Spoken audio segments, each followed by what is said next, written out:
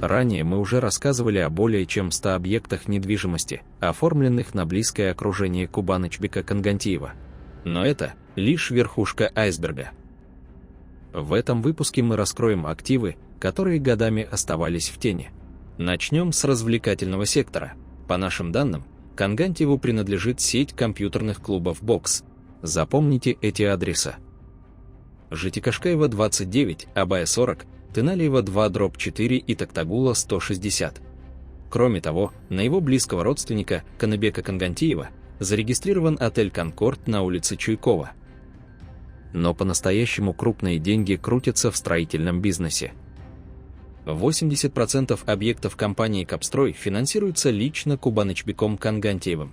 Пользуясь своим креслом в бишкекском городском кенише, он попросту решал вопросы с муниципальной землей для застройщика.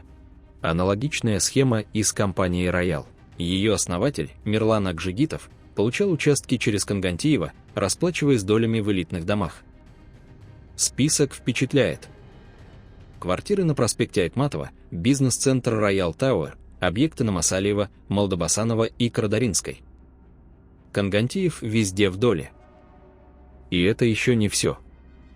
Его интересы прослеживаются в жилом комплексе «Инисай» и в торгово-развлекательном центре «Бум». Даже супруга чиновника, жена Расид Ахматова, в 2023 году обзавелась квартирой по улице Токтаналиева. Сделка вызывает огромные вопросы. Итог очевиден. Используя власть в Горкинеше, Конгантиев превратил городскую землю в личную кормушку для компаний «Флас», «Роял» и «Капстрой». Откуда у рядового чиновника такие богатства? Ответ прост. Это результат земельных махинаций за счет горожан. Мы считаем, что правоохранительные органы обязаны начать расследование и вернуть украденное имущество государству.